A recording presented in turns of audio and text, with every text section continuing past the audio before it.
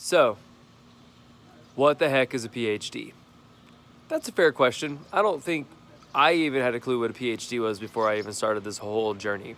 So, PhD stands for Doctor of Philosophy. That does not at all mean that I am sitting here studying Aristotle and Socrates and all those dudes. I don't really know much about them, to be honest. But Doctor of Philosophy, very simply, if it can be simple, very simply means that you are studying knowledge. There's no other way to put it. You're studying knowledge. And so what a PhD is supposed to do is it's supposed to be an original contribution to knowledge, to your field. And it's a very, very small sliver of an original contribution to knowledge. So for instance, my PhD is about the effects of burnout on the wellness of choir, band, and orchestra directors who teach grades 6 through 12. That's it. So once I see that, first I'm going to see how burnout levels are, then I'm going to see how wellness levels are, and then I'm going to see how their state of burnout affects all these different levels of wellness. That's it. That's a PhD. That's what I'm doing. That's my original contribution to knowledge. Now, could I go on and do other things with that? Sure, I could probably start a business and I could lecture about it and all that other stuff, but that's where it's gonna start.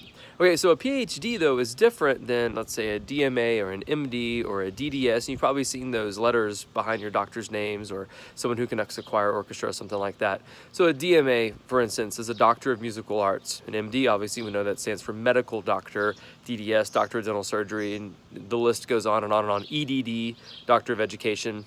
So these doctorates are called professional doctorates. What these people do is they are taking a bunch of courses, and they have to go through a rigorous amount of learning too, just like I do, and then they have to write a dissertation. They don't necessarily have to do an original contribution to knowledge, because what they are doing is they are essentially certifying themselves to be beyond experts in that particular field. Okay, if your medical doctor did not have an MD, I would be extremely worried.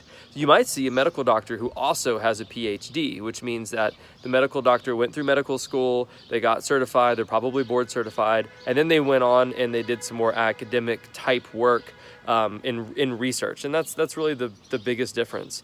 You have professional doctorates and you have the PhD.